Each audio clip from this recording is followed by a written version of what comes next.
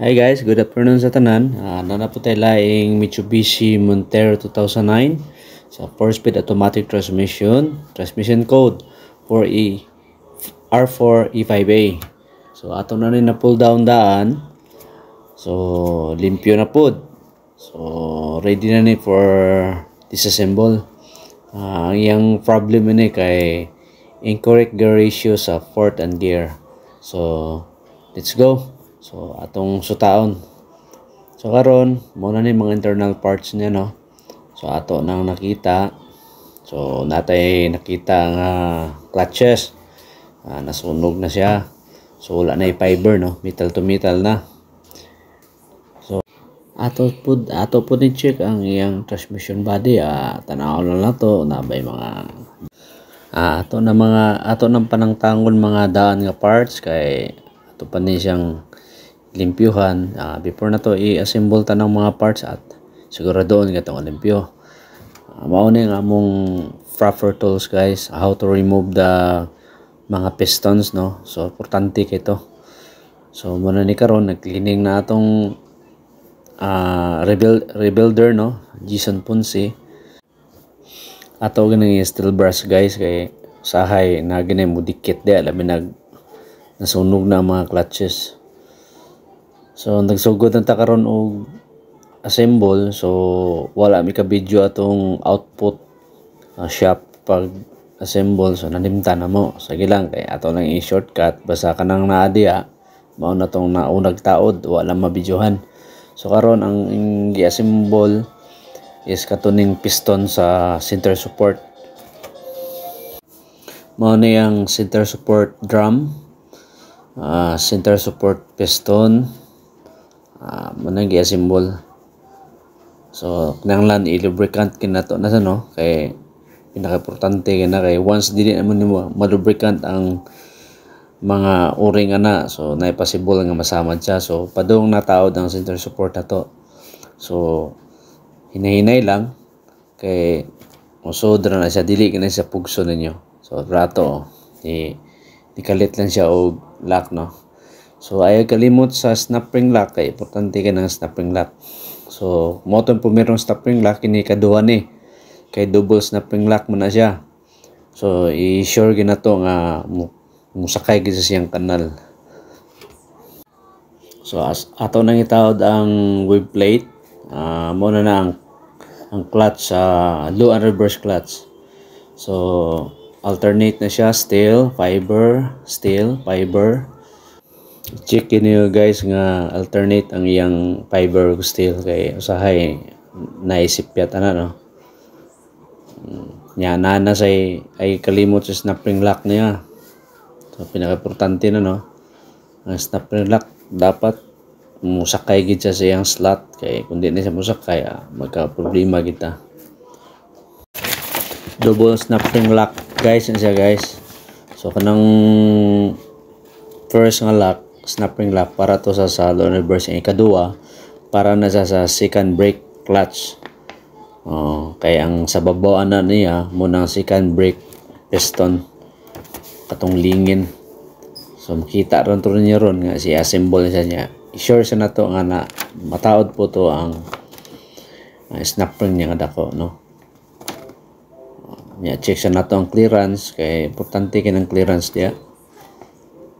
Check sa clearance sa low and reverse clutch o sa second brake clutch. Isunod na to dayon taod ang output planetary gear set, no. Yan na po diya ang sa sud niya overdrive planetary gear set. So duha to siya. So kana karon atong gi-assemble mao na ang second brake piston.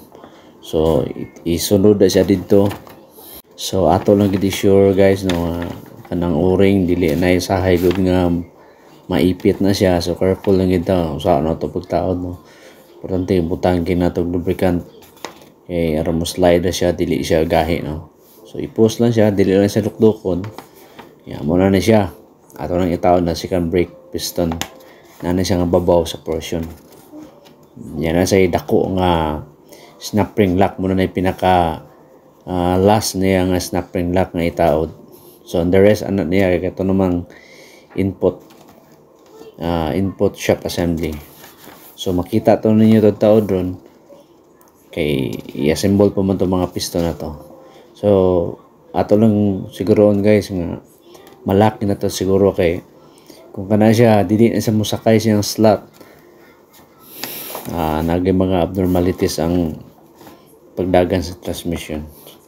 So double check na to, ato lang yung siguro unog press no, dako nga screwdriver na mo na siya gay dukdukon sa kilid, ato lang yung dukdukon para sure good. Kamot lang ha, ayaw yung martilyo ha kay madamage mo po na. Mauna niyang input shop assembly guys no, ato sa nga disassemble kay usahay dili na to ni disassemble tanan kay magkatag-katag mungod ang mga pisa. So usahay magkabali may ng so mauna sa guys oh. So mauna siyang overdrive clutch niya, sunog siya. So bantay mo to itom. So use proper tools lang kita sige. So dapat na kita pressure no, may sakto nga pag pull out sa mga pistons pressure gig ng lan aron di sad madamage sa itong mga drum na siya snap spring di ang gamay. So medyo kuti-kuti gina siya tangtangon no. So akin lang kita taas lang nga pasensya. So tigwatan may ayuman kay kung dili ka taas og pasensya imo gina mapusdo gid way oras. So kung rebuilder kita sa transmission din kita taas og pasensya kay lisod na kayo. So karon guys pull out na. So disassemble mo na yung retainer no. Ato na hinay pusdo gamay, pull out ra na hinay ang muna ang piston sa reverse. Karon mo na ni ang tanan, retainer, piston sa reverse, piston sa overdrive. So tante nga malubricant kinato siya no kay muna pinagimportante sa o-ring nga di siya magisi.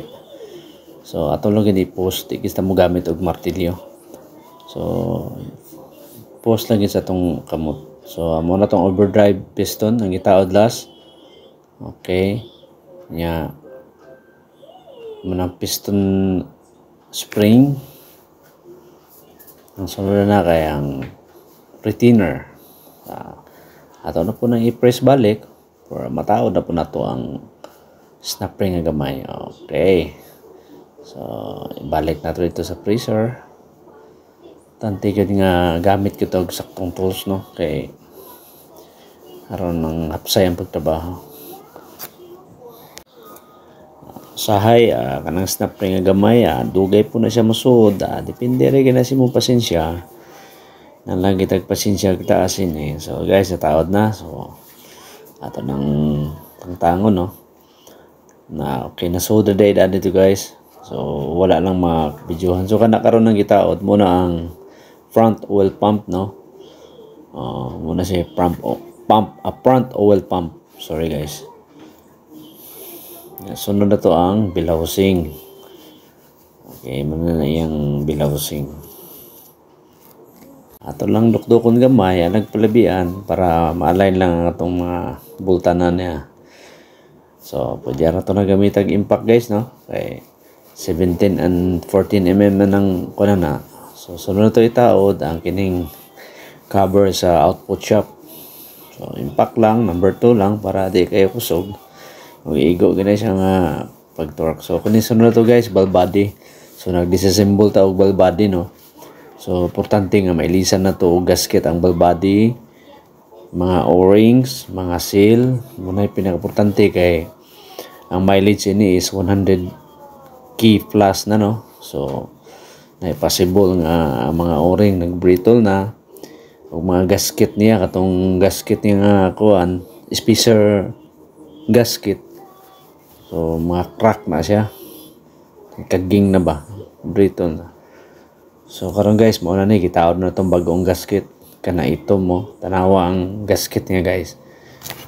Kung bago siya itom tanawa ang daan brownish na siya, mura na siya chocolate no.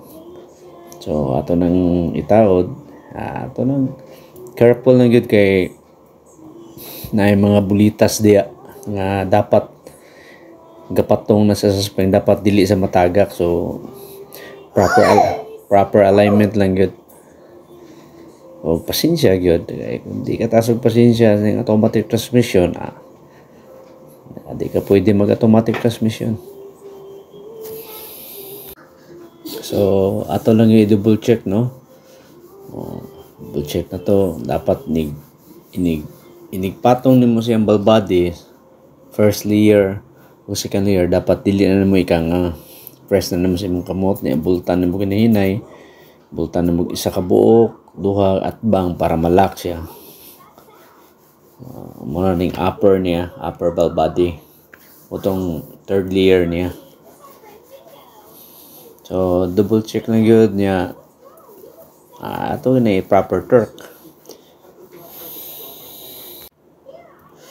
Mauning sa upper side niya guys, mga ball body, no.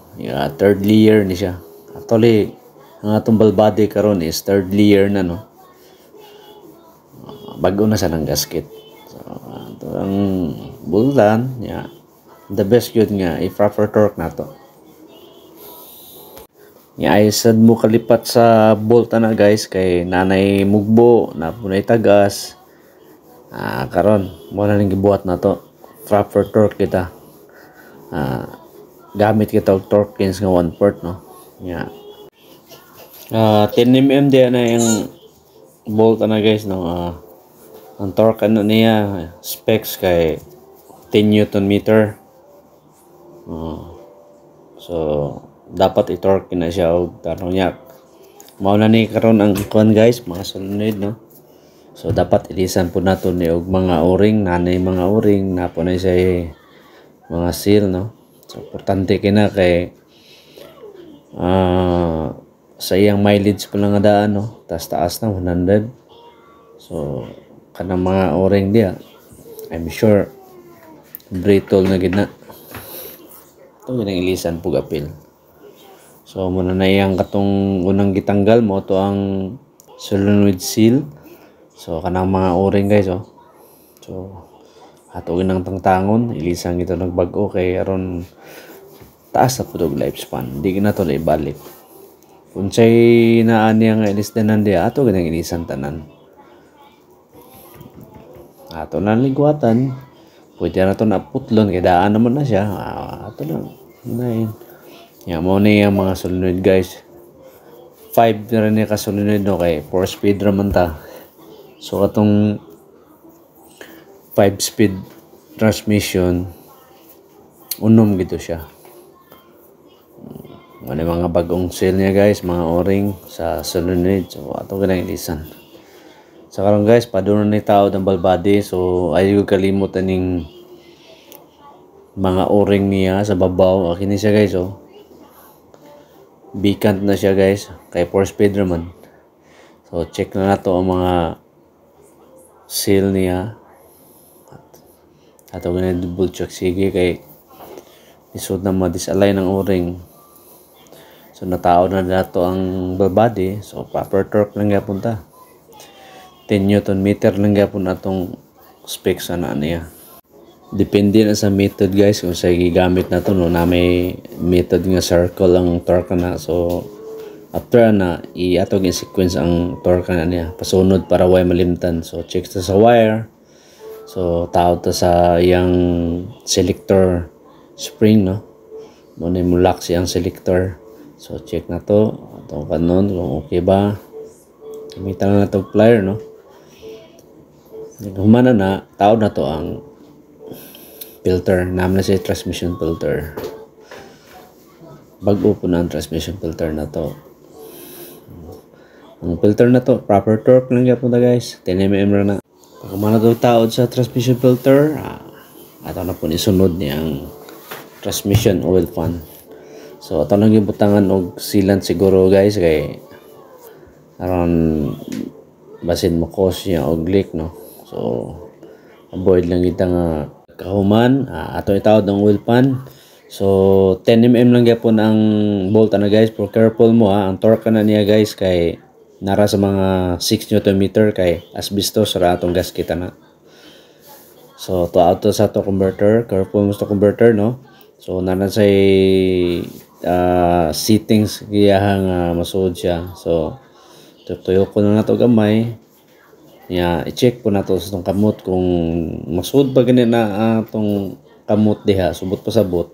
Wa pa na settings yan sa sud. So tanawag inig-check na to sa kamot. Tanawa guys. Sud gani yung kamot. Pag di na gani mo sud guys, muna na settings niya. So salpak na.